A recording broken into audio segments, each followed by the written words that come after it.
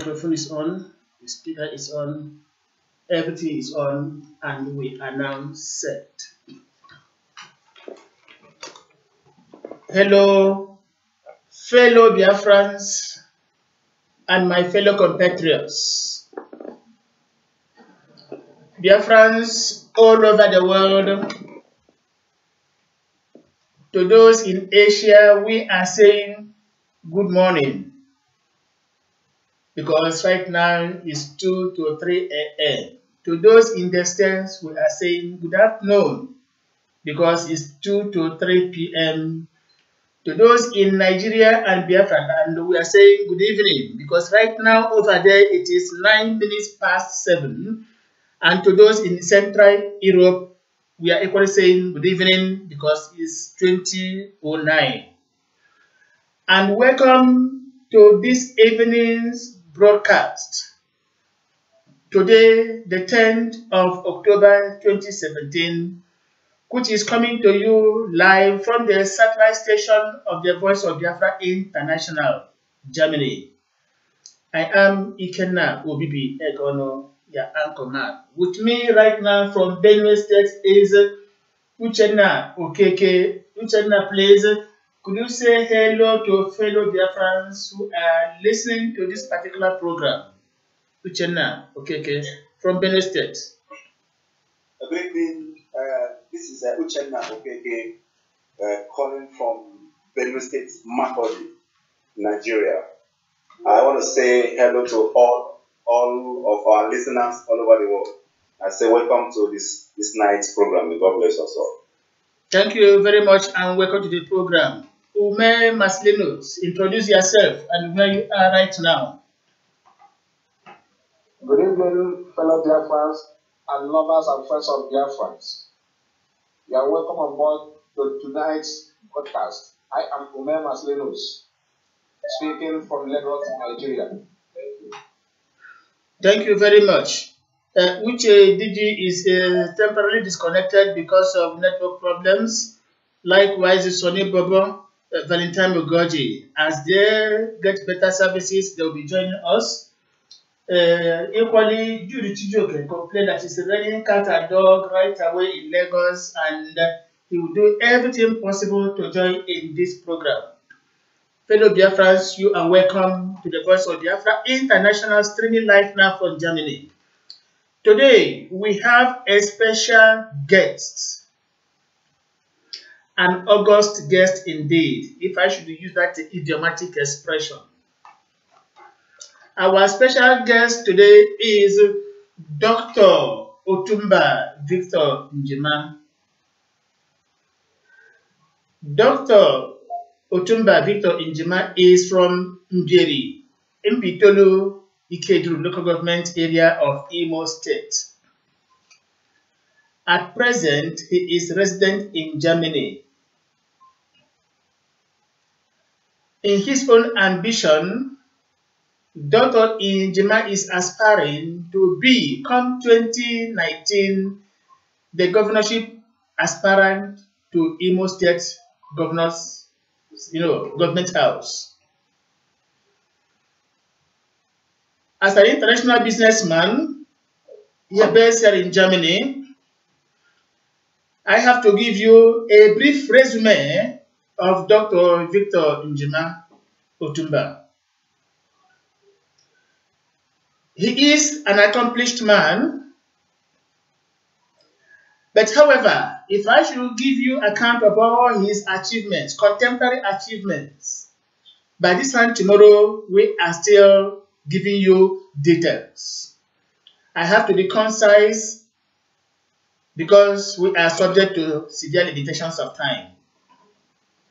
He is a communication specialist, of course, a renowned journalist who worked together with other Nigerian renowned journalists like Delegiwa and Ray Egun. By this, he is a member of the Nigerian Union of Journalists. He is equally the chairman and chief executive officer in Njima Groups.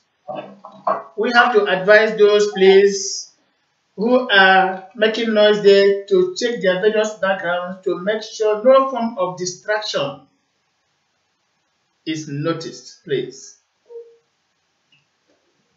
He is the chairman, chief executive in Njima Groups. Chairman, chief executive officer, Njima Concepts Limited. Chairman, chief executive officer, Njima Hotels. Of course, he is happily married and has children. He is a fellow of the Sherwood University. An associate, Institute of Printing, Kent, United Kingdom. Associate, Media Practitioners International. And the patron, Sports Writers Association of Nigeria. Dr. Otumba Victor Njima is also a member of the Nigerian Union of Journalists, I've said before. A member, Nigeria-Germany Business Council. Member, People's Club of Nigeria. I keep on saying, equally chairman, chief executive officer, Njima Postal Networks AG, Hamburg, Germany. Guest presenter, sometime in the past, Igbo Broadcasting Corporation, Owerri, TV and radio. Chairman and chief executive officer, the Royal Lodge International Hotel, Germany. He holds diploma in printing, Bachelor of Arts in Mass Communication, Master of Arts in Communication and Media Studies, LLB Postgraduate Diploma and Doctorate Degree in Business Management. This is Dr. Victor Otumba Njima in a brief. Dr. Njima, welcome to the program. And say hello to fellow Biafrans who are now listening. Thank you, my brother. Thank you, sir. We have to inform our numerous listeners that much as we are using the English language to express ourselves, anybody is free to use the Igbo language because we are all Igbos. Even though we equally have others who are not Igbos listening right now, preferably we adopt the English language, which we consider as our lingua franca. Now, as I have said, Dr. Victor Otumba Njima is from Bieri, Imo State. We are heading towards 2019, and during 2019, there will be political equations in Nigeria, in Biafra land. Even though some people are presently campaigning, calling for election boycotts right now in Anambra during the November 18 elections, and by extension, the 2019 in the whole of Biafra land. Some people equally are saying no to that there must be elections. Because if we boycott any election, we are throwing our society into anarchy. And once this happens, the federal government will now have the absolute power to appoint anybody so wished to come and take our destinies in our hands. And once that is done, Biafra becomes a pipe dream. We are making every effort towards making sure that we bring in only the Biafra-oriented persons to take every elective post in Biafra land ahead of 2019. We are cleaning our eyes and clearing our eyes equally to make sure that we make no mistakes about it. We are going to get the best of people who are going to go before us and fight our wars. Let me say our wars in parentheses, not the physical war, but the ideological war. Today, we are happy to inform that in this our Biafra quest, the bim-massob family, under the leadership of Chief Dr. Rafu Wazirike, has provided us with this particular platform, the Voice of Biafra International, Germany, for our people to express their views, their opinions, and their own ideologies, despite party leanings. In other words, this is a clearing ground. Our people from here and there are free to come here and tell the rest of the world, especially Biafrans and Nigerians, what they have in store for them. After listening to any particular program, the verdict is for the people to take. We are here inviting men, gentlemen of no repute, to come and tell us what they have for us. We have had in the past Mr. Osita Chidoka right now contesting Anambra election. Equally, Mr. Ifai Chukwuokonkwo contesting Anambra election on November 18th. And very many others who were here as special guests. Today with us is Dr. Victor Otumba Njema. Now, Doctor, please, you have been a businessman all along, based here in Germany. Could you tell our people, the Igbos, the Biafrans, specifically the Igbo people, whom you intend to govern come 2019, what informs your reason leaving your comfort zone in Germany, your business empire, and trying to delve into elective posts come 2019? Yeah. Thank you, my brother. Like rightly pointed out, if we begin to advocate for boycott of elections, the federal government will now have the authority to impose their studies to lord over us. And there is no way you can make changes from the corridors of power. You need to be in power to be able to effect any change. I'm not ordinarily very new. Like I said, I've been around for some time. In the past, I ran for the Senate. I wanted to represent the horizon. It went the way every other thing that happened in Nigeria went, but it did not improve the lives of my people. Like you just said, I'm not well off, but I'm comfortable. But I can't. For how long am I going to sit by the side and watch things go wrong when I have the means and the intention and the know-how and the connections and the ability to effect this change? God will not forgive me. Even the devil will not forgive me if I don't go into power and make that change. Thank you very much, sir. Now, taking a look on Imo State right now, you must be abreast of the style of governance by the present occupant of Douglas House, Owerri. Yeah. Mr. Rochas Okorocha, sir. Are there things you think you can do which Rochas right now is not doing for the Imo people?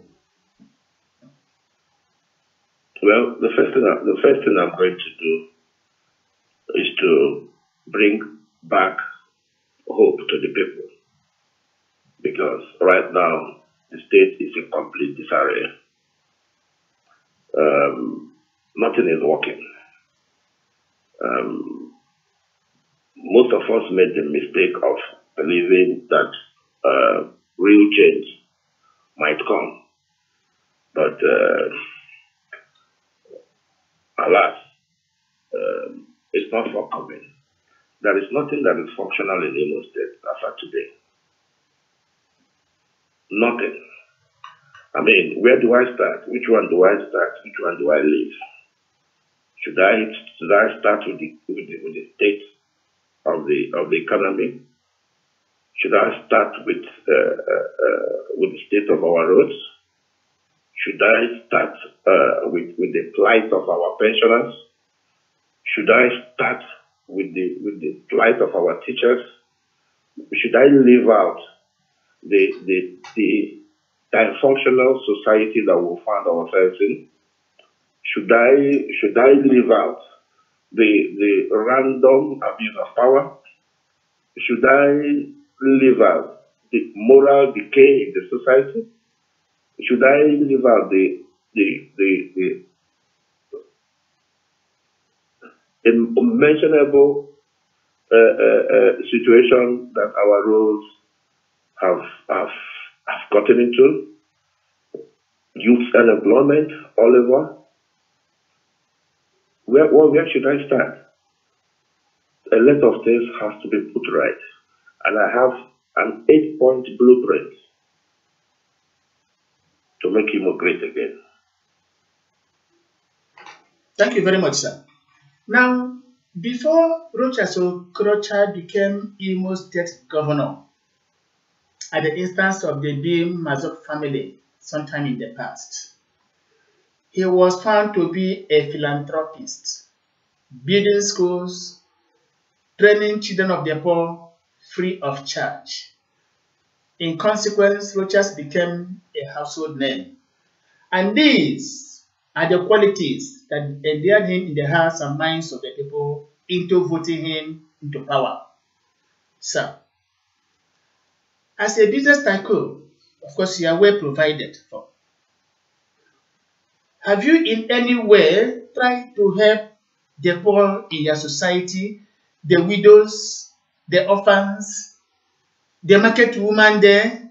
Let me say, the needy. Or are you just waiting for when you become governor before you extend your charity to the Igbo people? Well, you're right.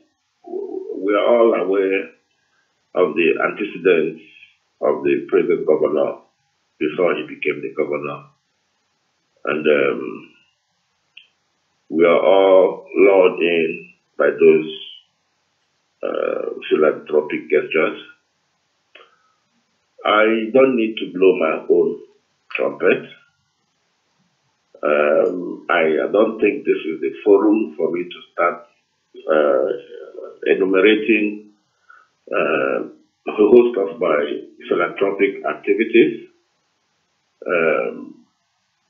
Of course, I'm a people-oriented person, and I'm a oneness. For somebody who has that spirit of oneness, philanthropism is not far from that. Helping the next person is not far from that.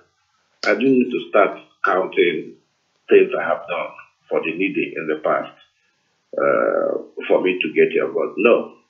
But people who are close to me know what I have done in the past. I mean, being a trustee member of so many NGOs and having my own foundation too, should go. I have the Njima Foundation, should go a long way. But it's not about the needy. Now, excuse me, sir, let me put in then. This Njima Foundation, who are the beneficiaries? For example, Chief Rafu Wazike is not a politician and is not contesting any elective post.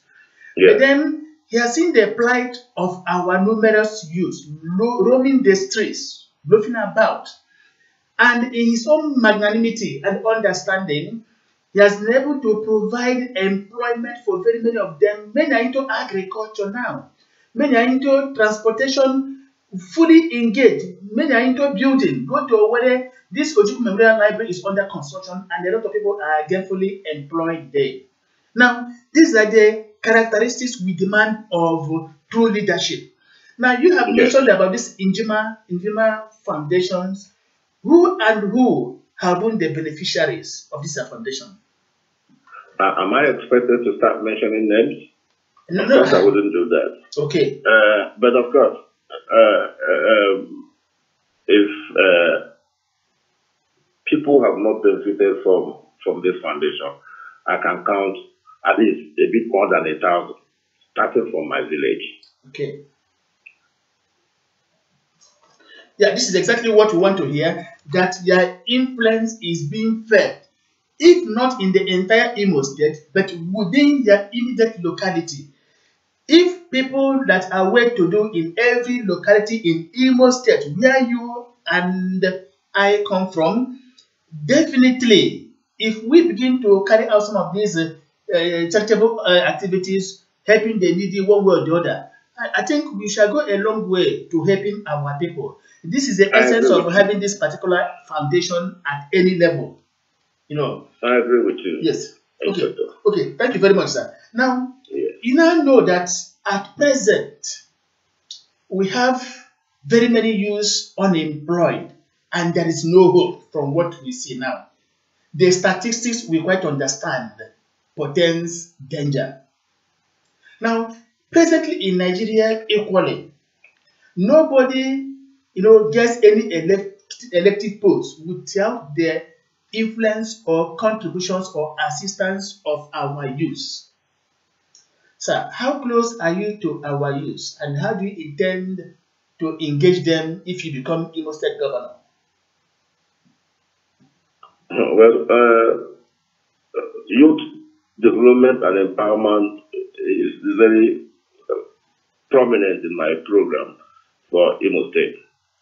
I told you I have an 8-point agenda for Imo State, centered mostly paramount that is the youth and women and our elderly. Any nation, any nation that neglects its youth has no tomorrow. And people should not mistake youth restiveness. It should be seen in the light of adult delinquencies, because it's our mistakes that bring about their restiveness. If we put things right, they will be right. First of all is, I applaud the activities of a lot of NGOs that scattered all over Imo State. They are doing a great job. But it is a fundamental responsibility of government to cater for its people. NGOs are supposed to be supplementary. The first thing any responsible government should do in this respect is a skills acquisition center, which must be established in each of the 27 local government areas in the state. This will subside the cost of acquiring such skills and even ensure that our teeming youths are empowered to be gainfully engaged. How many graduates do we have on the streets? Some of them are riding keke. It's a sorry state. It's because the foundation is not solid. And that should be the responsibility of government. It should be government of the people, for the people, by the people. Not government of myself, for my family, and for my family. Thank you very much, sir. Now, you are at present residents in Germany. Yes. Here in Germany, and this is where this live broadcast is coming from. Okay. There is here what is known as skill acquisition center. They catch them young. They begin from childhood to capture those children and know where their talents lie. Exactly. Chief Sam Bakwe, one time Imo State Governor, understood this, and he had something like that, skill acquisition center. Now, if you become Imo State Governor, sir, would you depend on solving unemployment problems through youth employment, or are you going to establish these skill acquisition centers to help our teeming people into, what do you call it now, discoveries and inventiveness? Because you are in Germany, and that is how Germany grows. So what will be your priority? That is exactly what I said a couple of seconds ago. I told you the first thing I'm going to do is to make sure that government-funded skill acquisition center established in the whole 27 local governments of the state. That one is, you can't get around it. There are other sources of employment. I mean, with my numerous international contacts, we can bring in foreign investors. Even before we do that, we have enough resources at home. All we need is to revamp and deactivate most of them. I'm happy you mentioned yes. I mean, the legacy he laid behind, taught our fathers past, or rather our heroes past. Michael Obara, and Ibiam, what they did, what Mbakwe left, can you tell me any of them that is functional today?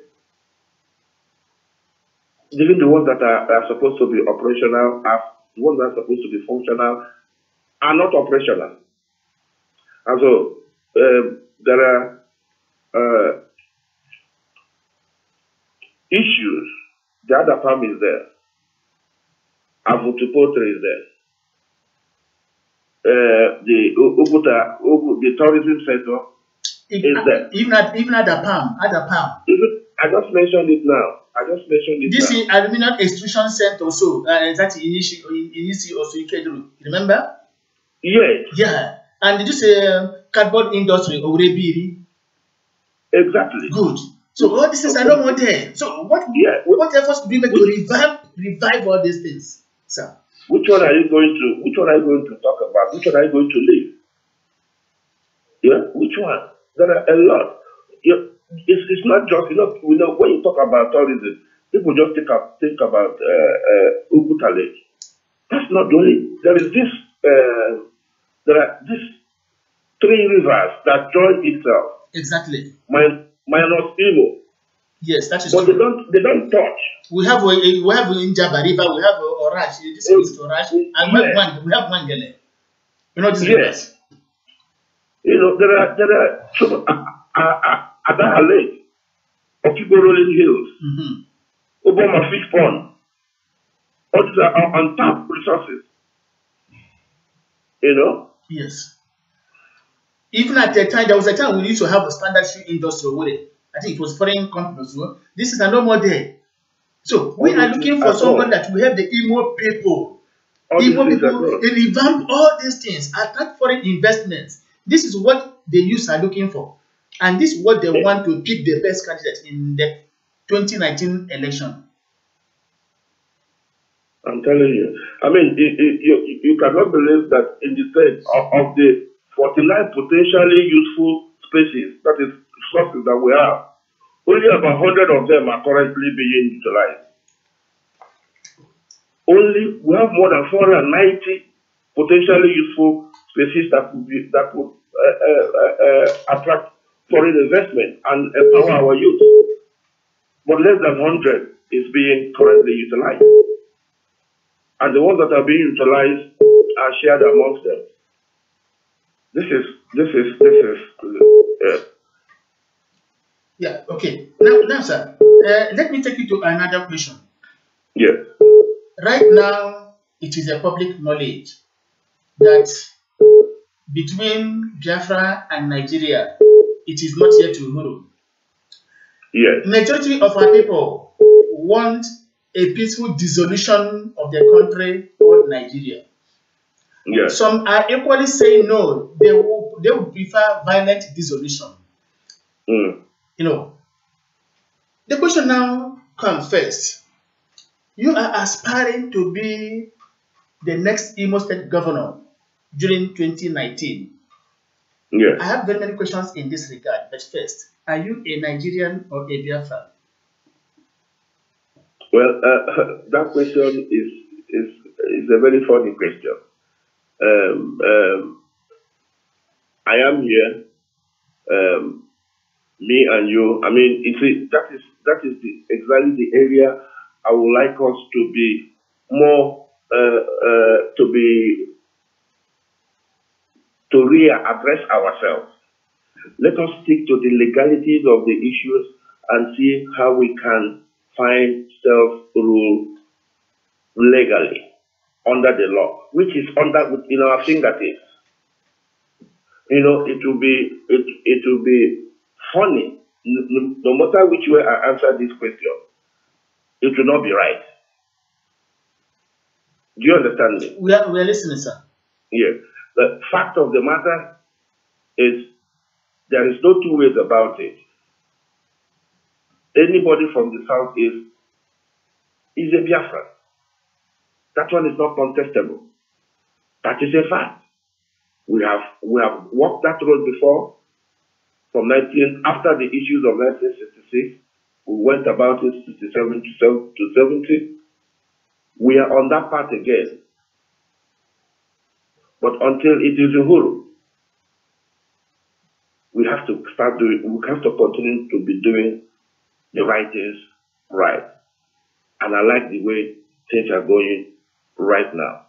My only problem is the illegality that happened in now, talking of illegality, sir, talking of illegality, in this our quest for Biafra resurgence, we have the pioneer leader, Chief Dr. Afo, whose abiding philosophy is non-violence. In other words, paying regard to constituted authority, enabling laws while being determined in our struggle. Yes. On the other side of the divide is Nnamdi Kanu, who was even part of the bim-massob family before he voted away. At a point, preaching violence, threatening fire and brimstone. Now, the question arises, if the two gentlemen are placed side by side, ask you to analyze in terms of having a mission for Biafra, for the Igbos, for the entire humanity, who will be your choice? Well, every person is endowed with a different gift.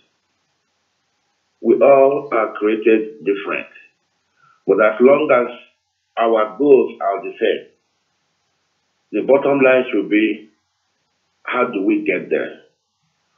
But one thing is for sure, violence begets violence. And issues resolved peacefully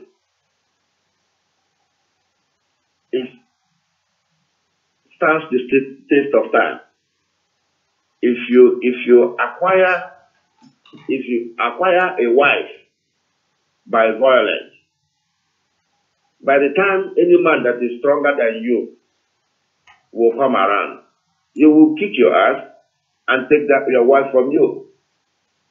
But when you acquire a wife by choice, by concession, by agreement, by understanding, by peaceful resolution, even if a stronger man comes, even if he can beat your ass, your wife will say, no, I'm not going anywhere. I'm sticking to this man because we had an agreement, because I am here by choice, because I am here because I want to be here. That's the best way I can answer you that question. Okay, thank you very much, sir. Now, one question again is this. Some people, of course, while we were speaking, somebody wrote in and said anybody who wants election in Anambra State is a saboteur. The person doesn't want Biafra. I don't know if the person listened to what you said before. Now, some people are still emphasizing no election in Anambra State. So, we want you to use this opportunity and enlighten our people on the dangers of boycotting election anywhere in Biafra land. In what I've answered this question before, we want you to enlighten our people more on this because they're still confused. Exactly this question, I think on a couple of weeks back, about 2 weeks ago, I had occasion to travel out of Germany. And incidentally, the day I came back was the day people from Hanover, Bremen, Hamburg, Lubeck, all the northern environs in Germany, the Biafrans, we are protesting in my city in Hamburg. But I wasn't there. But incidentally, on that same day was the day I came back. And I parked my car close to one African place. When I went to pick my car, I saw a lot of thousands of them. I called all of them, said them that I hosted all of them that day. And this particular question you asked me now came up. What I told them, and what is the fact, is this. To call for the boycott of any election anywhere will be detrimental to the cause. If we want to see Uhuru, we should re-strategize. When we ask our people not to come out for the Anambra election, what we have succeeded in effect is empowering the federal government to take over our state. Exactly. That's the absolute And in truth. doing so, who is smarter? So what we should be asking our people to do is to even come out en masse. If usually they are lackadaisical in their attitude towards voting, this time they should all come out en masse and really make their voice heard by putting in place people of like mind, people who understand where the journey is supposed to go, people who feel their pulse, people who feel their pain, people who themselves also feel marginalized. This is the time they should come out. The days of voting for their fuku is gone. If this my belly is big, but it's not that kind of afuku. The days of voting for their afuku is gone. Today, in today's situation, I need this and the meaning. Because when you vote, not because of your conscience, you vote because of what you can get at the moment. You have no right to come to me tomorrow to ask me to come and do your road, because I've already settled you. You have no right tomorrow to go to the press and complain that I'm not doing a good job, because I bought your vote. So this is the time, instead of calling for a boycott, we should be calling for people to come out and vote and put the right people in place. And indeed, that is very true. But most unfortunately, sir, most of the people who are calling for this election boycott live abroad. And much as they live in abroad, or rather much as they live abroad, they are aware of what is happening in Catalonia, pursuing their own through. Even as we speak, good. In the next few minutes, they might declare it in their parliament, even today. Exactly. Built for today. You see the Kurdish people a week ago, what happened over there? Through referendum. Exactly. Scotland tried it, even though they failed, and they're still trying another one. Britain, United Kingdom used to exit the EU, and they're still trying to make amends. Which other country? Very many other countries. Even right now, Hong Kong is trying to exit China. Exactly. So most of these countries want to use constitutional means. But the problem with us in Biafra land is that some people are winking our people, they're feeble-minded, into believing that once you boycott election, Biafra is there. For the past 2 days, on the public WhatsApp pages, they have been carrying out this propaganda that UN has said if we get less than 40% or 60% in the Anambra election, they are going to help us declare Biafra. This is vile propaganda. Now, this is what people have been spreading, the rumor. And I have to say emphatically, this vile propaganda lie coming from the IPOB Limited, for reasons best known to them. This is the only group that is shouting boycott election, yet without any alternative ideology, without anything extra to offer our people. In the event of boycotting this election, like I've said, Invariably, we have given the federal government the power, the maximum power to take over our land. And once they take over our land, this issue, the idea of Biafra, will be nipped in the bud.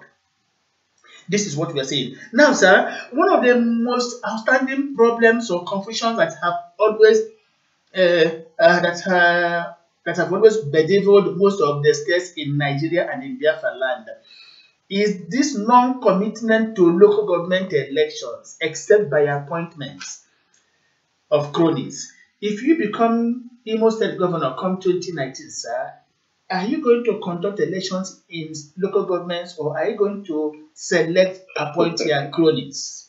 Yeah, it's one of the issues I have with the present government in Douglas House. You can't that 6 years into this government is only no election has taken place.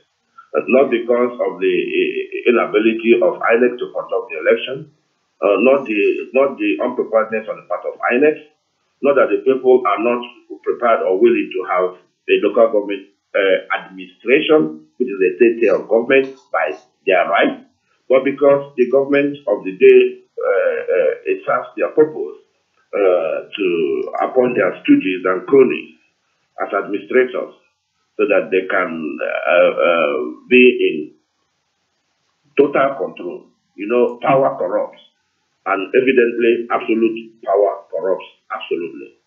And that's exactly what is happening in Imo State. But I thank God that a breath of fresh air beginning to go around Imo State. People know, people can't wait for 2019. A lot of people, they wish they would close their eyes and tomorrow is 2019 because fresh air is coming. Dr. Victor Njema is on his way. Now, sir, let me take as a follow-up question. How accountable would you be to Imo people if you become their governor? It will not be for me to say, but mine will be a very transparent government. Yes. Okay, thank you very much, sir. The people will be in a better position to judge me. Okay, sir. But I'm sure they won't be disappointed. Okay, sir. There is another thing that is bugging the minds of our people, especially the Owerri people. It has to do with a Kuku market, the demolition and the relocation. How do you view this relocation of a Kuku market to different other locations outside the city? Yeah, these are issues that I have even commented on my official page. Development comes with a price, but it has to be a well-articulated move. Now, you cannot begin to destroy the heritage of a people, the culture of a people, without consultation. Because it's like throwing away their yesterday.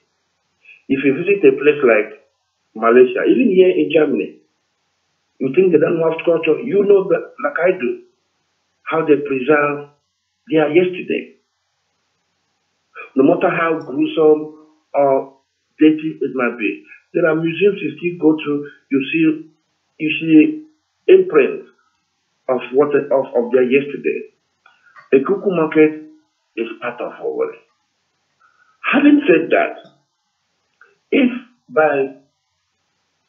the government of the day decide for whatever reason, assuming it was good intended, the approach is wrong. You cannot destroy the livelihood of a people without an alternative already in place. If you want to remodel or rearrange a Kuku market, before you do that, you get a place that is already finished and ready for operation and transfer the people. Are you talking about only a Kuku? God will be down very soon. This stadium is that they have now entered the World Bank. Demolition everywhere without an alternative in place. That is my problem. Like I said, development comes in many shapes. But it is wrong to destroy the livelihood of a people just because you want to create a new Imo. And before this new Imo comes, the people you're creating it for are already dead. Most of the people who used to, I know my in-law, has a shade there. Today she's at home. She's not doing anything.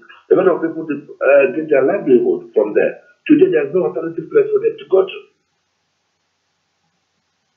So for me, I don't want to look into the legalities of the destruction of a cuckoo market.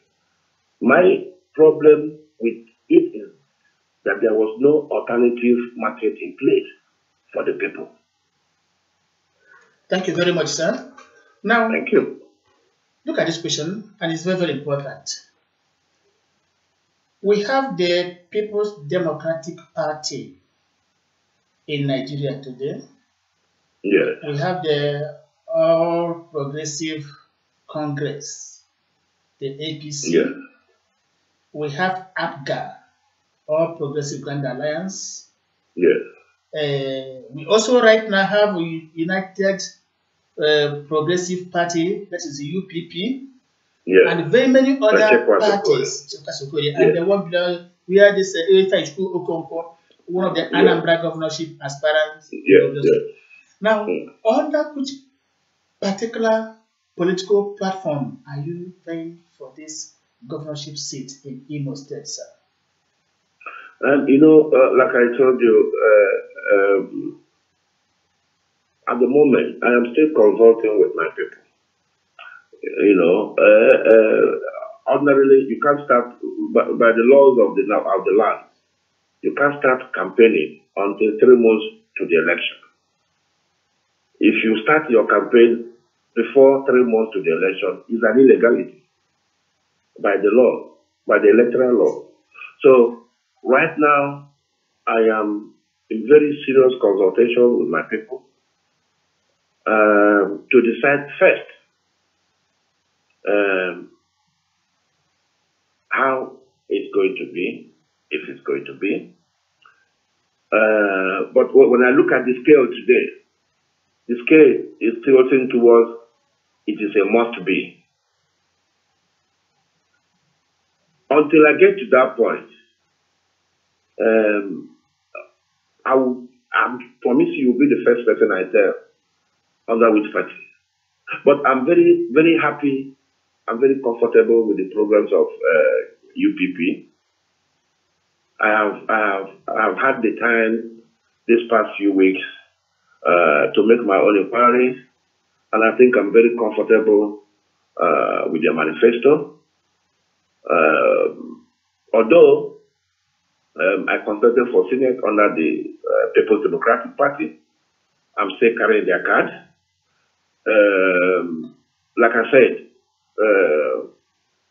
in the next few days, I would have made my decision on this race, and I also would have made my decision on which party platform I'm going to run on.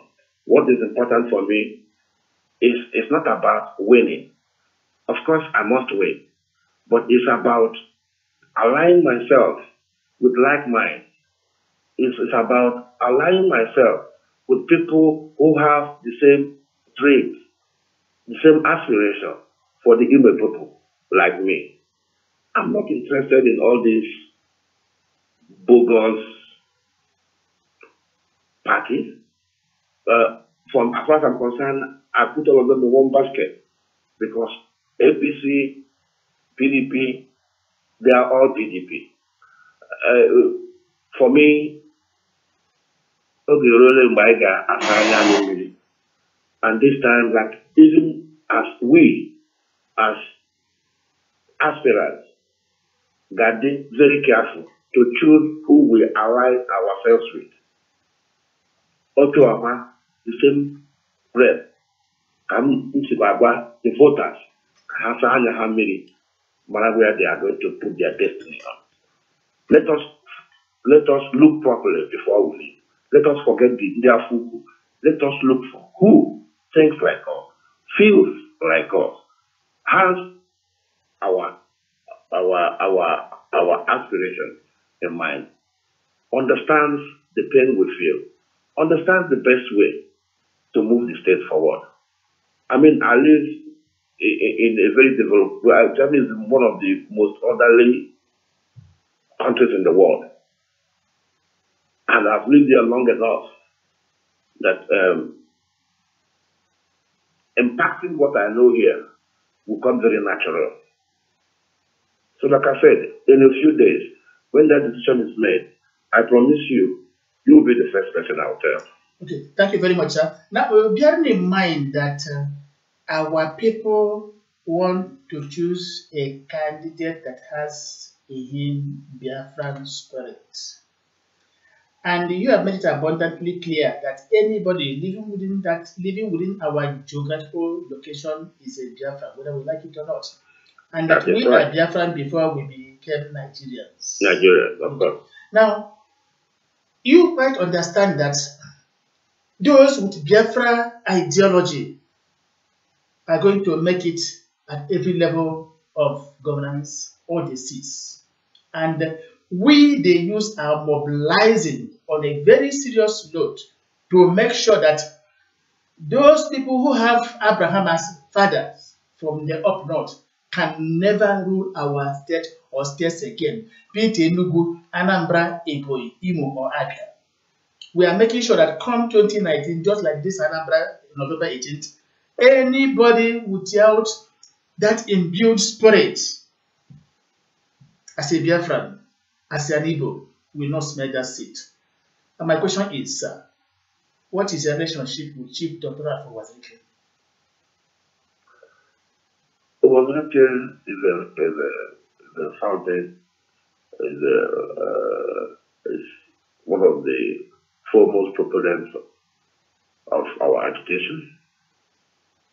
He's a respected Igbo leader. I've not had the privilege to have this discussion with him about my aspiration, but be that as it may, Wazirike is a household name in Igbo land. He's a respected Igbo man, like every other Igbo man. And I think if we're talking about Biafra, the history books.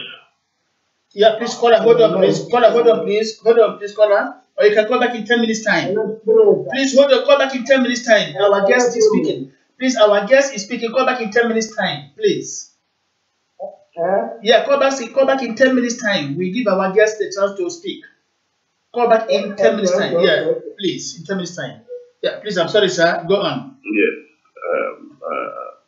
I was okay, like I said, the history books would not be complete without his name.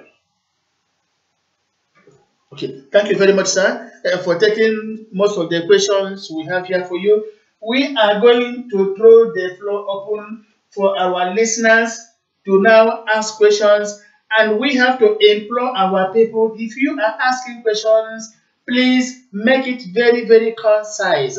Don't go and give us a lengthy question that will confuse the persons, give us the answers.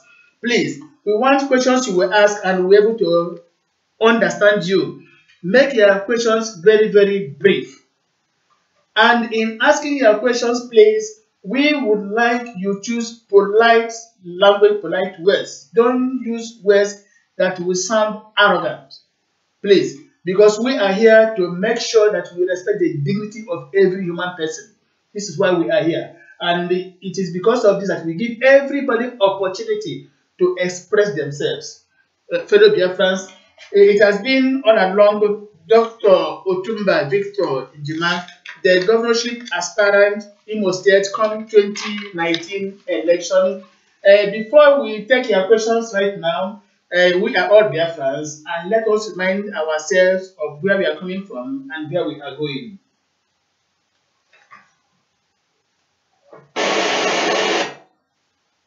Oh, that's it to be okay. Sorry, please. Now let us throw the floor open for our listeners to ask their questions. The floor is open. Callers, please. Okay. So never follow from Biafra land. Thank you very much, my dear brother. I thank our good guest today, the person of Mr. Otimba. I thank you very much for answering our call on our studio. But I don't have much questions because I think since I have been listening, my brother Ikenna has asked a lot of questions, so I don't have any questions to ask. But I want to say, my wife just come right. We would like a situation whereby that we carry our blood brothers along. When you get to the seat of power in Imo State, try to have your people in mind. Try to know the need of your people because that is the most important thing. The main purpose of this struggle for Biafra is for the good of our young ones, for the good of our future, is for the good of our. We have been so much marginalized by the present government of Nigeria. So we need a situation whereby that every member of our people can enjoy the blessing of God in our land because we have been deprived of our rights in many aspects. So I want to encourage you that when you get to that particular seat, remember your people. That is my word. Just to remember your people, and God will be your guidance in Jesus' name. Thank you. Thank you. I will take that as a question. I'll take that as an advice. Exactly. And I appreciate that advice. Exactly. Thank you. Thank you so much. Now there is a caller online with number ending 5272. Hello, caller. Yeah, please tell us your name and where you are calling from. Okay, my name is David Man. I was calling from Oman, Abia State. Okay, thank you very much. We have our guest speaker here, Dr. Njima from Mbiri, in Bitoli Kedru, local government area of Imo State. He is a governorship aspirant in Imo State come 2019, and we are here asking questions on what he intends to do for Biafrans, Imo people, Igbos, as a whole. Do you have any questions for him or words of advice? My advice is whoever that is talking of being a governorship aspirant in Imo or in Biafra land should bear in mind Biafra first. Donald Trump say America first. Let it be Biafra first. Yeah, that is very, very important. Exactly. Dr. Njema, you heard what he said? I heard, I think we walked that path before. Exactly. He is calling right now from here, saying that whoever is going to aspire to that seat, no matter the state, must have Biafra in mind. Biafra in mind does not mean we are going to fight a war, but use constitutional means, legitimate means to pressurize the federal government to grant us our autonomy, our republic. This is what everybody is saying. Thank you very much, caller from Umahia. Yeah, please, next caller, please. Hello. Yeah, go on, please. Your name and where you are calling from. Calling from Lagos, Nigeria. You are welcome to the program. Yeah, thank you. Dr. Njima, Yeah. from your resume, you are a seasoned journalist. Yeah. I know you must have been familiar with the Nigerian system of governance. All the governors running to Abuja at the end of every month to share their cake. Exactly. Our cake, our resources. What I heard. Now, my question is this, sir. If by the grace of God you become the governor of Imo State, what plans have you to generate what can sustain people if should in any way the road to Abuja be closed against any governor from going to Abuja, what will you do in Imo State that make Imo State vibrant enough to sustain ourselves without looking for whatever that is my question, sir. Yeah, thank you. So let me make an addition there, sir. You remember during the Obasanjo regime, there was a time Obasanjo seized Lagos State. Of course, I was going to go there. And Lagos was able to sustain itself for very many years. This is exactly what he's saying. Exactly. That's a good question. Yeah. It's a very good question. Yeah. Well, like I said in my opening speech, I mean, the question now is, how long are they going to keep going to this Abuja? Because from records that are available, that oil is not going to be there for too long.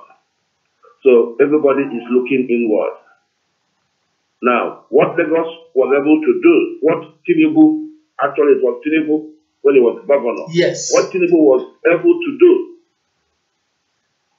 Imo could do a lot better.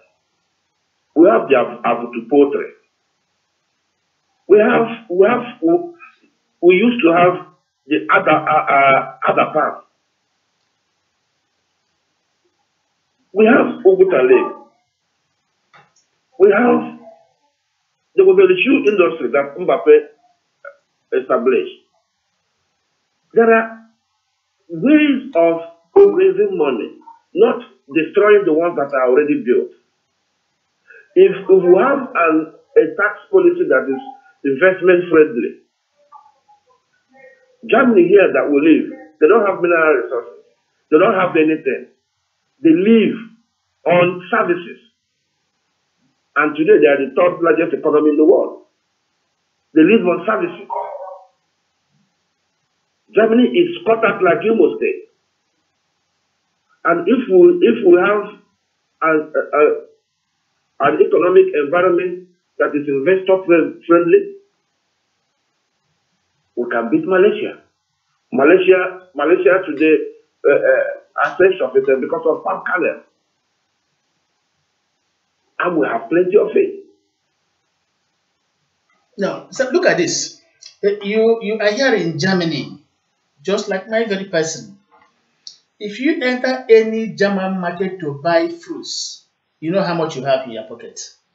Exactly. Look at cashew nuts, sir. You know how much cashew nut, the nut we waste in Biafra land. You know how much it costs here. You know how much groundnut costs here. Look at this avocado pear. All these agro-based, products. Do you see how much these things cost in here? And they use this to earn foreign revenue. So, what will you have agriculture as priority? Remember that most of these rich countries now go into agriculture. Look at America. Look at Israel. Even Germany here, you see. Very many countries in the world. Look at Argentina. Even Senegal. Banana, mangoes, all these things are used to earn foreign revenue. What priority would you give to agriculture when you become Imo State governor to make ourselves self-dependent, at least to have something to eat?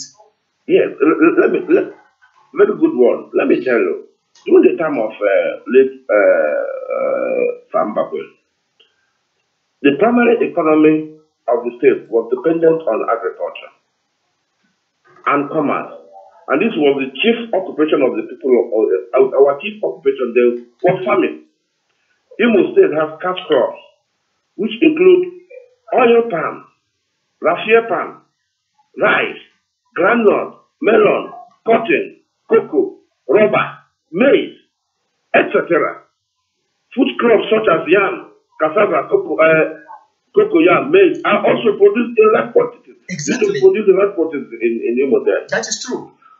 And the location of Imo State, within the tropical rainforest gives us the ecological basis for production of a wide range of tropical agricultural crops. Good. With extensive potentiality for industrial usage. What's our government today doing? That's the question. Let me tell you, as a strategy in that agricultural field, as a strategy for enhancing agricultural development, I will have to bring in private investors. We'll invite them to participate in direct agricultural production by investing in the planting and cultivation of agricultural crops, like the said maize, rice, legumes, roots, and tubers. It all no matter now, even forestry is said to be fully developed in the state.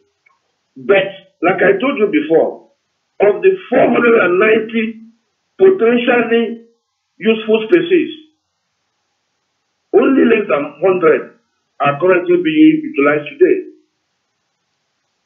These are viable projects that investors can tip into. But we don't have preservation. We don't have preservation culture. You know, where we can preserve what this is for a long period of time in case of necessity. And the right environment needs to be in place. The government needs to have a program. The government, it should be a government that has a master plan before they come into office. Not a plan that will emanate after you are in office. You must have a clear-cut vision of what you want to do. Yeah, that is very true. Look at now in Anambra State, one Professor Chilebe Abodike is a medical doctor anyway, but he's not into agriculture, feeding everybody. Now, in case of emergency, in case of emergency, if we depend on importation, there's going to be a disaster. We are looking for an avenue to be self-sufficient in food production. Sir, you see, we have yam. Like you mentioned, we have cocoyam, we have cassava, this in commercial quantities. Exactly. We have even what you call it, potato. We know we have our own species of potato, which is very, very nutritious. Of course, and even today, we can be talking about mineral resources. Oil was discovered recently. We have all these even things. In my village, even in my village, in Amogu, there is oil. Exactly. So what are we not talking about? We can harness all these things and come out with the best that we shall not suffer any form of hunger. But the problem is that those in authority, sir, this is why you are here with us. Those in authority, once they get there, it becomes like Shakespeare's statement in Julius Caesar. Lowliness is young ambition's ladder, whereby they climb the upward turns his face. Or reaching the topmost degree, he unto the best turns his face, scoring the best below from where he did ascend. This is the problem we are having. They promise us heaven and earth, but once they get there, once they begin to share that particular cake, they forget that the ordinary man or woman in the village is hungry. Now, during the time of Jonathan, you remember, farmers were having a say. The government will now go and buy all these things and export. At a point, Finance Minister Okoji will have to say, I know Central Bank Governor, no, sorry, she was Finance Minister, that at a point during Jonathan's regime, Nigeria made up to 1 trillion naira from cassava exportation to export to China. That is the correct record. If we mobilize our women who are not doing anything, if we mobilize our women to cultivate cassava and cocoyam, our men to cultivate yam, our young boys, girls, let us plant fruits here and there, at the backyard, along the roads, put all these things in place. I bet you, a year or two, we shall be marketing all these things and any revenue. Now, these things we believe can be done if you involve the services of foreign expatriates. They come with their machines that can help us process all this and preserve all you are just singing my song, my brother. Good. Exactly. When we have all these things, you see, criminality will be reduced. People, it's only hunger that make people to go and steal. And we use all this to mobilize our people. This is what we are looking for. We are looking for leaders who have lived abroad that will bring back these foreign lifestyles back to the rural communities and let our people benefit. Now, for example, again, the mistake people make is that they should realize that agriculture has passed the level of our women cultivating. Good. Agriculture has gone mechanized. Exactly. It is agriculture is a big foreign investor attraction. But people don't know. Everybody is looking for white collar jobs. That is what they fail to understand. That is the indoctrination and the orientation that we need to change. We need to change. Exactly. Because our people have been so indoctrinated that everybody is looking for quick money. Okay, sir. Now you are aware. Look at Germany here. You see how they produce corn in very large commercial. You need to drive. You need to drive to any part of the city in Autobahn. Yes. Or in the village. You just see the villages. You see them miles away. Miles away, corn. And they have a lot. They have wine, hot, even from corn. A lot of things they get from corn. Look at Nigeria. Look at Biafra land. You see how we waste all these things as if it is of no economic value. We waste all these things. I think God blessed us with manifold variety. But the problem is that we don't harness all these things to proper advantage. We are looking for a leader. Do you know for me, my deduction is because we've been so unfortunate that we've been having up till today the wrong leaders. Let me tell you something. When I was growing up, there was nothing like borehole. If I come out from my father's house and I turn the tap, the water will run. There was Imo State Water Corporation. Yes. Streets have water. Even face me and face you, they have water in their compound. Today, if you don't have borehole or well, you can forget water. That's the problem. So, I want to tell me that the people who did it before now we hear about, of course not. It's because they had a plan. We have people who are running the government that are planless. And our own people, they are not all guilty. They are also guilty of this because they vote not according to their conscience, but according to their belly. That's the truth.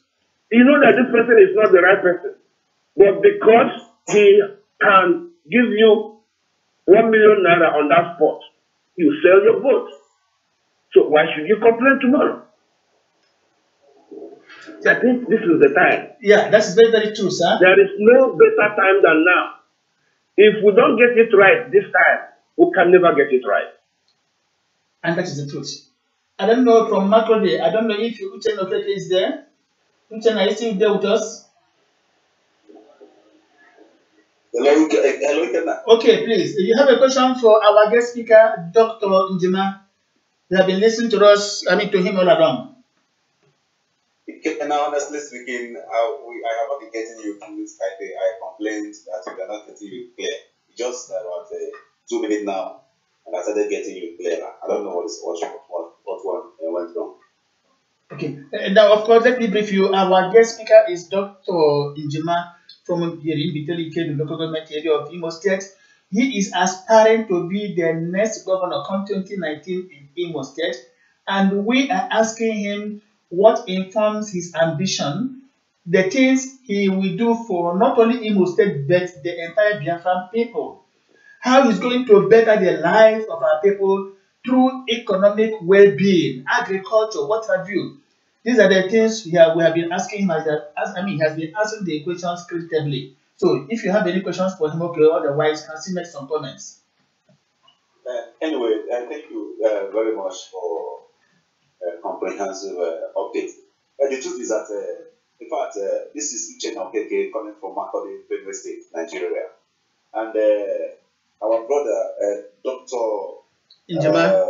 Otuba, Exactly. we want to believe that you are from Igbo State, Biafra land, and anybody who is aspiring for any position, we have experienced a lot of betrayal from our brothers look at the current governor, our able brother, Rochas Okorocha. He is now turning against his people. In fact, I want to advise, please, you have to be Biafra oriented, and so that we have the will of the people at heart. We have the will of the people at heart, and so that we drive alongside together with the agitators. Because as you know yourself, I believe that you must have been hearing the ideology of bim-massob organization. We don't go into violence, but we want peaceful disintegration of Nigeria. I mean, break out of Nigeria. We don't want Nigeria can remain, but we want to go out of Nigeria. But we know that through your people's position, you also can put your own contribution. So please, I am of the opinion that you have Biafra at heart. Thank you very much, Dr. Otumba. Thank you. I don't know how to place this. I don't know if I should take it like an advice. I think it's a good advice, sir. It's a good advice. Yes, just yeah, like okay. let us take a caller, sir. That is Pastor Rudolph calling from. Pastor Rudolph, you're welcome to the program. Yeah, please. We are online with our chief guest, Imo State Governorship aspirant come 2019, Dr. Njema Otumba. He has been telling us what he will do for Imo State people and the Biafrans in general when he becomes Imo State Governor during 2019. What questions do you have for him or advice, please?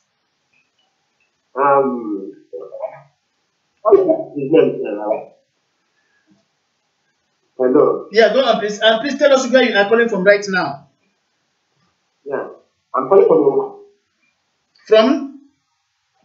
Okay, oh, so good. Okay, he wants to be the governor, Douglas Asowore. So, what questions or advice do you have for him? Well, you know, Biafra, we are talking about something that we get ourselves. In enter and no problem. We didn't get what you said, please. As if all we are doing is Biafra, if you contest and win and keep his promise, it's okay. Okay, doctor, maybe you didn't get him clearly. He said I didn't hear what you said. Yes. We are talking about Biafra, no matter how we get it. So that when you get to Douglas Road, it's left for you to maintain the Biafra spirit. It's left for you to think of outside Biafra, that the choice is yours. What he's saying invariably is that we want somebody who will be there for us, not a person who will be there for them. This is the difference. We want our own person. Except somebody is questioning my origin. I don't think anybody is more Biafran than me. Because from the last time I checked, Mbitolu is still in the southeast. I don't know if it has been moved from there. It's still there, of course. Okay. Yes. It's still there. Okay. Yeah. I don't know. Jude Chijoke, are you there? Yeah. Jude Chijoke. Yeah. Okay, please take your question or comment if you have. Well, if he were to be a governor of Imo State, let's say in Biafra land, we want somebody that give us full support. BIS. Okay. Maybe you change your position a bit. We didn't get it clearly, though I got a little bit of what you said, but I don't think our guest speaker understood you very well. No, I didn't. I didn't. Could you please repeat your question or statement? You can repeat it, please. Are you now? Yes. Yeah. If he wants to be a governor, yes. Biafra. Yes. Biafra, is that? Yes. You make sure you keep the promise. From the building, even get supported us. So we feel like we don't.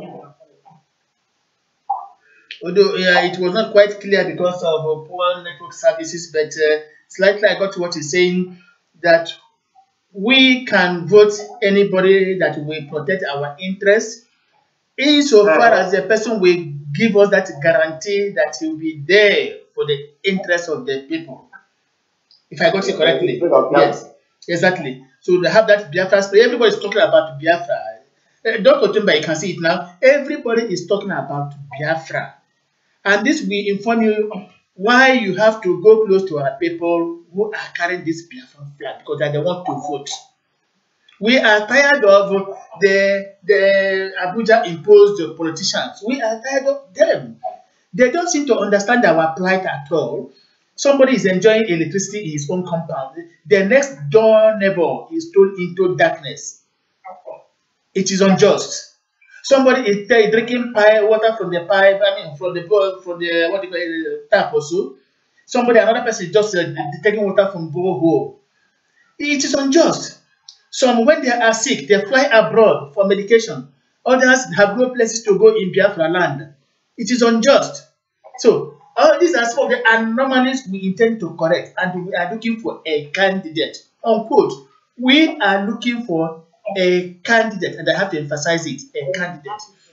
I don't know who is to be. And let me be sincere with you, sir. You are the first person from Imo State coming to our program in respect of 2019. And let me say, you have to take advantage of this. You have to take advantage of this, because our youth want a change, and this change must come. We are tired of playing subordinate roles. We are tired of that. Sir, do you have any comment in this regard? Well, I think we have walked this road before, and my allegiance to my people is unquestionable. Yeah, so that one is not in doubt. Okay, what we need to make sure, what we need to keep educating our people is that the days of your vote for cash is over. Because when we make that mistake again, then we'll have ourselves to blame. Imo has the potential to have their place in the history.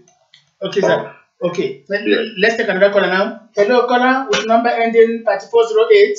Hello. Hello. Yeah, please tell us your name and where you are calling from. Hello. Yeah, please, your name and where you are calling from. Your name and where you are calling from. Okay, my name is Paul. I'm calling from Oyo State. From Oyo State, okay. With us right now is Dr. Otumba in Jima, governorship aspirant in Imo State 2019 election. We are asking questions on what he intends to do for Biafrans, for Imo State in particular. Do you have any questions for him or advice? Well, I want to have a question. Yeah, go on, please. Okay. I want to know at least what is the focus now, because I'm one of the members of the struggle. When people are discouraging the members now because of what Nnamdi Kanu is doing and the members. So I can't just really understand what is going on. That's what I want to find out, what can be our focus now. Okay, I must say that our discussion is outside, what you have asked is outside the scope of this particular interview. Dr. Njema is here to tell us what he intends to do for Imo people. If you want us to give you answers to what questions you have asked, join us same time tomorrow and we'll give you all the answers to satisfy you. We are having random talk tomorrow, and we are going to do justice to the question you have just asked now. Tomorrow from 7 o'clock Biafra time till 9 o'clock Biafra time. We'll give you answer to this. But this time around, Dr. Njema cannot answer this question. It's outside the scope of our interview. Please. Don't be offended. Yes. Please, so what channel should we use to locate the radio? Voice of Biafra International. Now, first of all, you are calling our direct line and you're with us. If you're on WhatsApp, you can save this number, then give me a signal tomorrow. I will give you the link. But if you go to Facebook and log into bim-massob or Voice of Biafra International. You will get everything live. If you go to YouTube equally and log on vobi-massob or bim-vobi or Voice of Biafra International, we use all these three names to encode everything. You will also get everything live. Even tomorrow, you can still listen to everything because everything is being recorded automatically. We record everything, it's automatic. In the next 1 year, you can consult this interview, it is there. And this interview, we are going to use to hold Dr. Njema responsible when he enters government house and is not performing. We are going to replay this interview for him. Doctor, I hope you are listening to me now. Yes, everything is recorded. We are going to do this for you. Yes, because very soon we shall start picketing all these politicians. We shall start picketing them with time. So we record every interview. When the governor or whoever is derailing, we are going to replay the interview for the person. This is what we are saying. So everybody is emphatic on this, that we wouldn't want disappointment.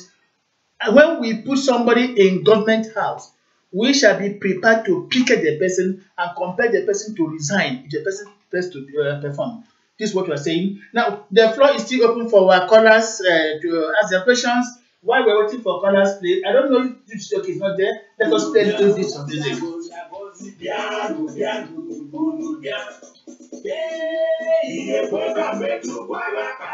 I don't know if Uche Digi is there. Uche, he has been complaining about the network. Yeah, I think I'm told that there is a heavy downpour in Lagos and there is poor network connections over there. But if we get him online, okay, I've been trying to connect him online, but he comes, he goes. Even Uche Digi, who is trying to connect from Ghana, it's the same problem. So once we get them online, we still have a few minutes to the end of this discussion. Let us play a little bit of Biafra music for our guest speaker. It's important.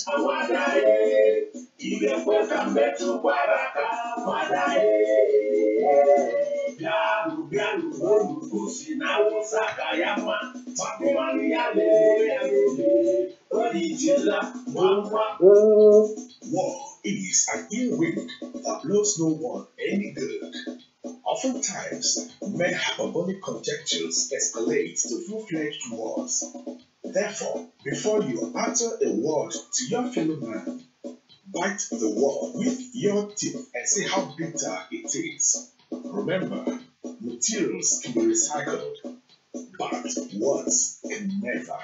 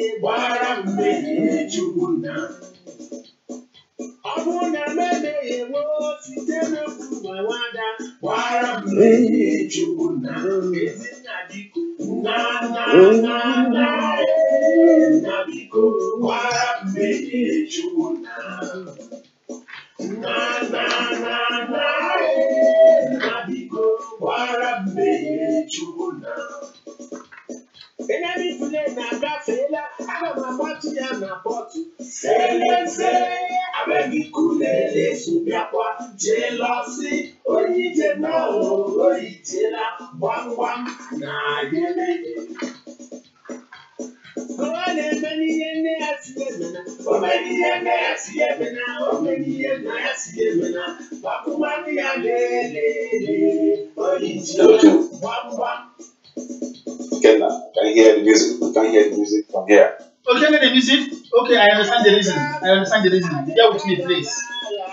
I understand the reason. The music is playing from the same laptop you are connected with. Just bear with me. Tomorrow you listen to it.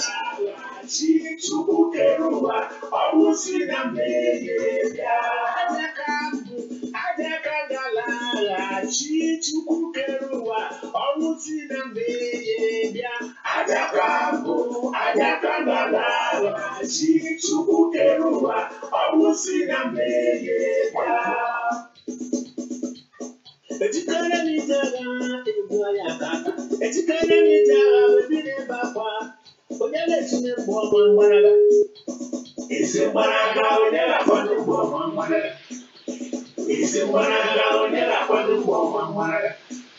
better.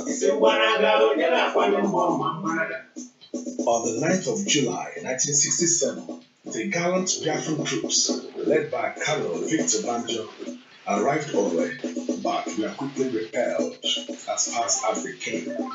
Biafra continued to seek territories. Yes, we played this music for our guest speaker, Dr. Otumba Victor Njema, for him to understand that we mean business when we talk of Biafra. And when he gets to Douglas Road, he will not forget that he is there for Biafrans. That is why when we have any guest aspiring to any particular position, we play Biafra music for the person, for the one to know that we mean business. I'm not playing Michael Jackson here. I'm not playing Celine Dion's, what do you call it, all those foreign music. No, we are concentrating on Biafra war songs.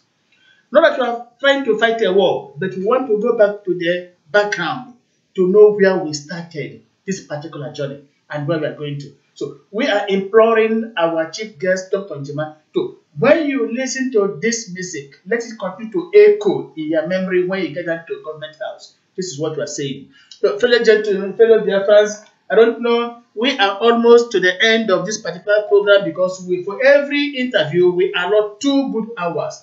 So we have less than 20 minutes to end the program. For our callers in, if you have your questions, you ask. If you don't have, we can then excuse our guest speaker, for he has done justice to the questions already.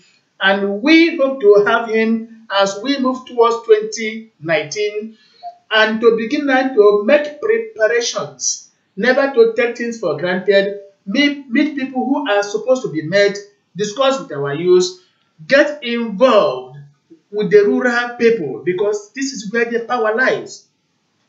Then when you would have done this, the rest is for God above to bless. This is what we're telling our guest speaker. So if we don't have any other questions from the guests, from our callers, we play little music and then tell our guests all the best because it's almost time.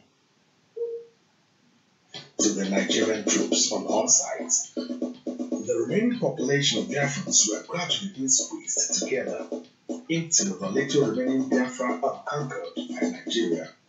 Port Harcourt fell on 19th of May 1966. Owerri fell on 9th of January 1970. Uli on 11th of January 1970. Aba, Umuahia, Okigwe also fell to the federal troops. Refugee camps became notorious for their shallow graves, fat green flies, hair lice, bed bugs, and parapata, and obnoxious species of bug that defied even the effects of boiling water. Do you remember the proclamation of Biafra as a sovereign state was made on 30th of May 1967 with just 3,000 soldiers? But at the end of the war, more than 30,000 Biafran soldiers humbly laid down their arms. Hello, Uche Digi, are you there? Hello, Uche Digi. Yeah, he's trying to connect, but it's not becoming possible at all due to network problems. Annihilation of a folk forced to determine its own destiny. Okay, thank you very much, fellow dear friends. It's almost, let me say now, 18 minutes to the end of the program, and we indeed must excuse our guest speaker. We thank him 1,000 times for making up the time, the confidence to be with us, and equally we thank him for his patience. And we are wishing him a very good luck as he aspires to government house come 2019. And one thing again is very, very important. The choice of party matters a lot. I have to say that the choice of party matters a lot. This time around, we have a Biafra-oriented party. I am not going to mention any particular party because I'm not here to campaign for any of them at all. But however, far from party, We must encourage any other individual coming from anywhere that will or can guarantee us that a particular demand when the person is elected. This is what we are saying, and this we must continue to say. Thank you very much once again, our guest speaker. From the satellite station of the Voice of Biafra International, we have been giving you this live streaming on Facebook, YouTube, and satellite. Satellite, please. And the anchorman has been Ken Ekon. Sir, we thank you so much for coming to the program and wish you God bless. Thank you, my brother. Thank you very much. Have a good evening. Thank you so much, sir. So we hope to see you another day. Yes, please. My pleasure. All the best. Yeah, bye. Destiny. There's nothing holy about others aggravating their calamity. When Allah fights Jehovah, something has gone gravely wrong, and the innocent young and old dies in the name of God.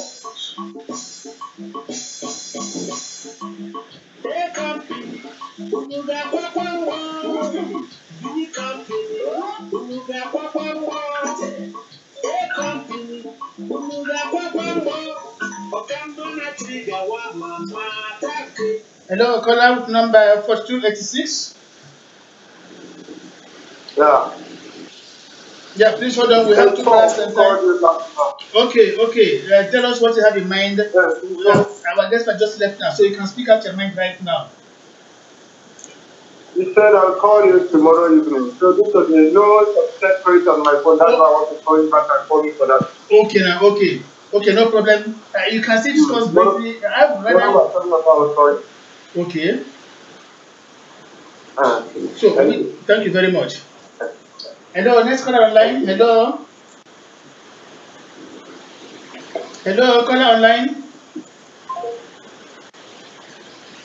It seems we have lost him again.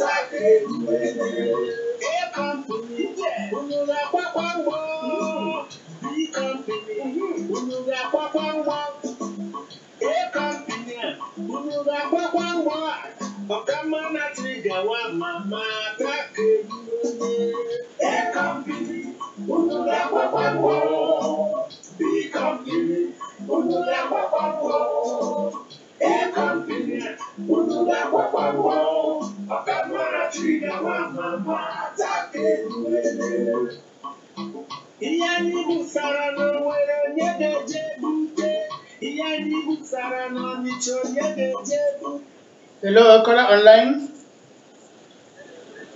Yeah, good evening. Yeah, we are fine. We are here on Voice of Biafra International Live. Tell us your mind.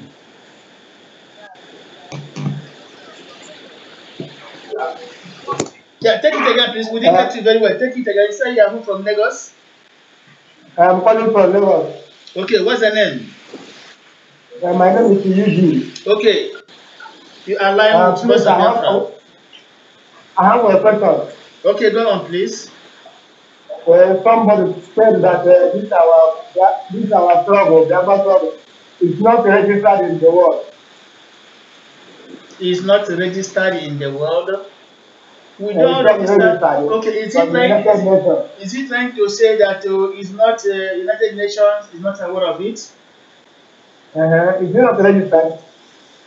What does the person know of the move we are making? You don't make a move and you let the people know your plans. So, if the person wants to know whether we are registered or whether UN knows about us or not, the person should just wait in a short time and see what will happen. Yes. It was the IPOB family group that never had anything to do with the United Nations. They were talking about Biafra without making any step to get it known. But under the bim-massob family, the Biafra Human Rights Initiative, Biafra is a household name in the United Nations General Assembly. And pardon? What do you say? Okay. Yes, I'm here. Okay. So Biafra is a household name then, and the international community is discussing Biafra. Even international media discussing Biafra today. So we are almost there, and we encourage our people not to listen to the lies being told by those that have lost out. Biafra is almost there, and the international community is discussing Biafra. This is the truth. Okay, now, Yes. what I want to be sure that the myself said that I have the program on 26th November. Yes, that program will be live. We are going to make it a big outing. We are going to prove a point to the whole world that Biafra is there. So it's going to be a testament on the 26th of November. The world will know that this is Biafra. We are preparing big for that. Yes. Okay, thank you, sir. Thank you, sir. Thank you very much. Thank you so much. Thank you.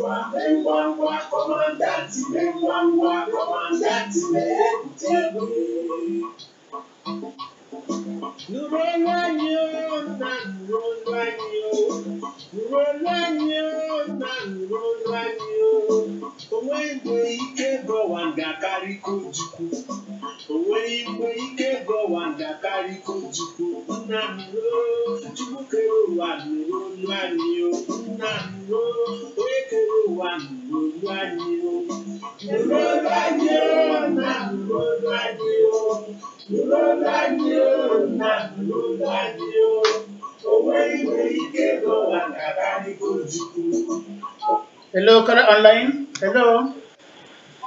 Hello, good evening. Yeah, good evening. Your name and where you are calling from? I'm Chris Amadi, calling from Enugu. Okay, you are welcome to the program. This is Voice of Biafra International. Yes. Please, we don't take offense though. No, we don't take offense at all. We are talking with our people. Okay.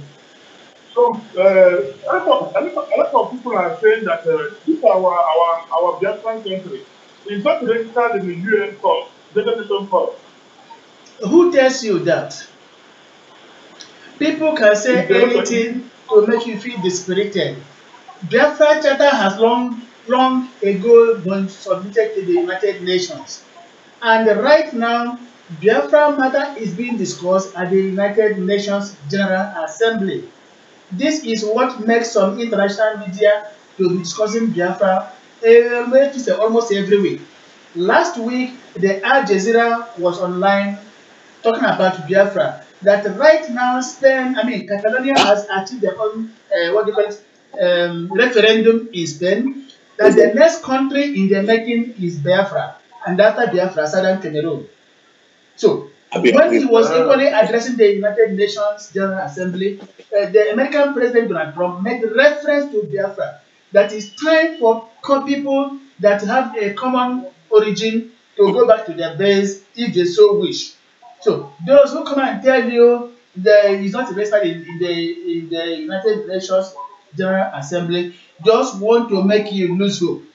Do not lose hope. These are the devils that come to make you feel dispirited at the last minute. Please. Biafra is virtually there. Watch out what will come in the coming months. We are there. Be rest assured. We are not dancing for nothing. Okay. That's it. Thank you so much.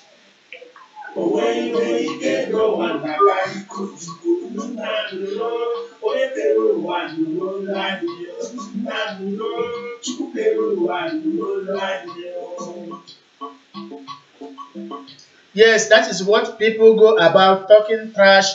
Those who have never crossed their own villages to another village, they are there talking about what happens in New York. These people are not abreast of the history of our time. They don't know anything, and yet they are the best person to come and tell the stories about Biafra. These people are detrimental to our struggle, and we must not keep on listening to them. Let us listen to the voice of authority, the voice of authority that knows everything about Biafra, how we started, where we are going, and what we intend to achieve. This is the true position. We have labored and we keep on laboring until Biafra is achieved. Those who try to claim that Biafra is not registered there, I doubt if they have access to media houses or what have you. No, we need to enlighten them. Biafra is there long ago, and Biafra is an issue at the United Nations General Assembly, whether anybody likes it or not. That's the true situation of things.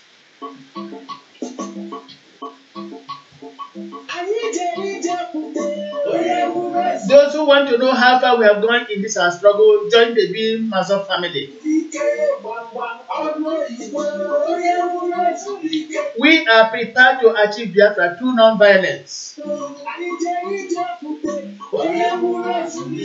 it is only the bim-massob family that can guarantee us that. The leadership of Chief Dr. Wazika is never in question.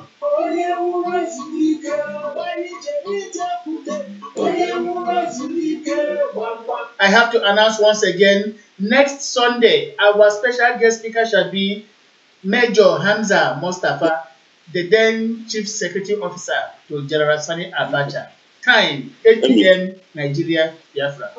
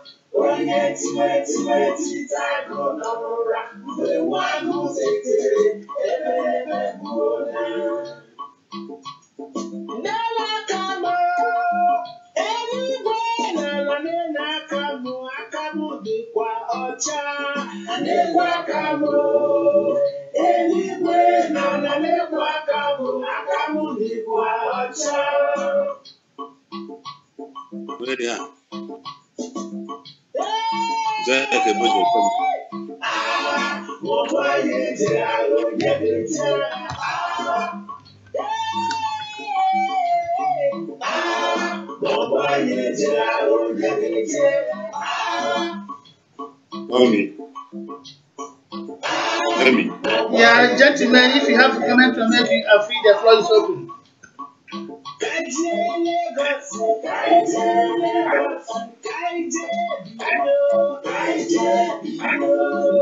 Right to be known, left, right to be known. God, who are you?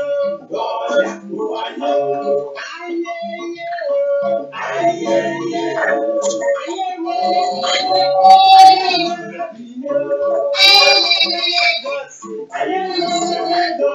Left, right to be known, left, right to be known.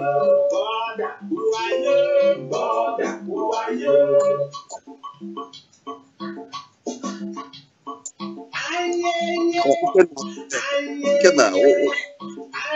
They recite everything in our national anthem. How do you see that?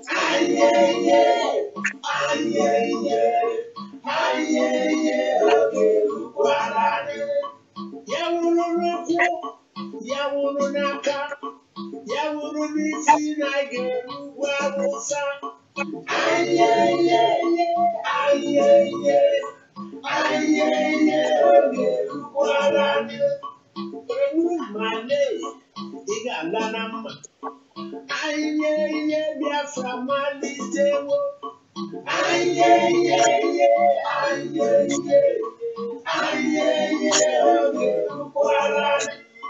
Yaburu n'isi, yaburu n'aka, yaburu n'ụkwụ na ugwu Awụsa.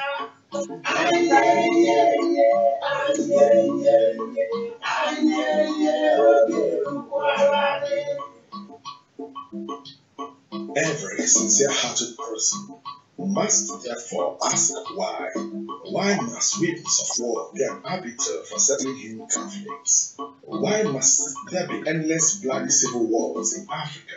Hausas, Igbos, and Yorubas killing one another. Mandingos, Krals, and Fulas entangled in the vicious ethnic cleansing exercise. Hutus and Tutsis engaging in deadly conflicts. When mediations and delegations fail in Africa, differences are always settled in battlefields, and any side backed by the diabolic Western godfathers always wins. Why has United Nations failed woefully to call their member states to order? When shall every citizen of this earth be free? Mankind must be quick in putting an end to wars, or wars shall put an end to humanity. Omeni komena ganga Biafra gadia sawa sawa sawa sawa yo sawa sawa. Oye merenjo go on elis yo merenjo go on. Oye merenjo go on elis yo merenjo go on. Ole mi si ane bina aye. Ikuku eburu ho ayeye. Gowanu si anye bina ayeye. Awolowo si anye bina ayeye. Obasanjo si anye bina ayeye.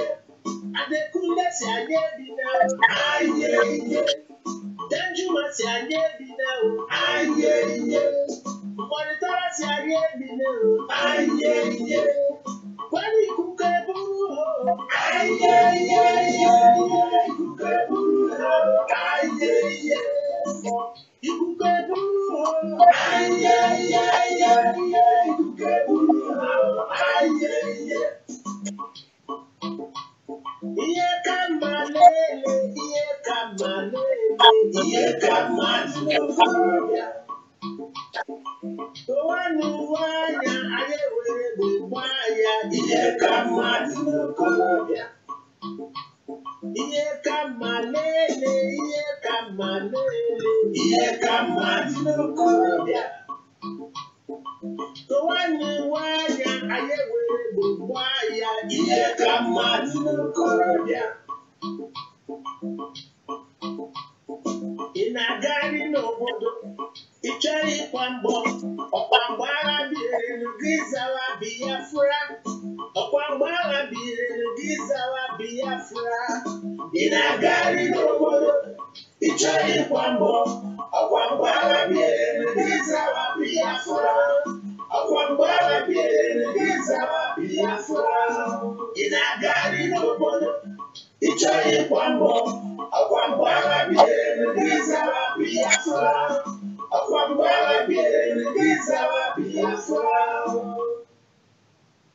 you very much, dear listeners. Thank you very much, dear members of the vobi crew. We really appreciate all their efforts, all their commitments, all their sacrifices. I have to say that we are bringing this particular broadcast to an end to resume at 7 o'clock tomorrow, Biafra time. For those of you in the crew, you are free to say goodbye to fellow Biafras that have been listening to our program. Uchenlo Keke Yade, Sonny Babo Yade, and host of others who are there. Those who have the chance can say something within 5 minutes and we are done. Thank you very much. Yeah, Uchenna Okeke from Makodi. It is my pleasure to thank. Hello. So we pray that you sleep well tonight. Then tomorrow we'll meet again. Good night. Thank you very much. Uchenna, are you there? Yeah, those who are there, please make your comments and then we'll call it a day. Good evening, fellow Biafrans. I want to thank you for giving us your time to listen to our broadcast this week. I want to tomorrow. We thank you so much. So, we thank you very much.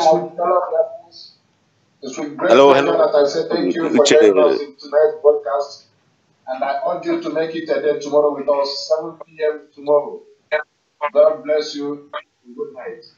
Thank you very much for your understanding, for your patience, for your commitment, for your time. We are indeed grateful to you, and dear friends generally are equally grateful to you. We thank you 1,000 times and we say, may God bless you.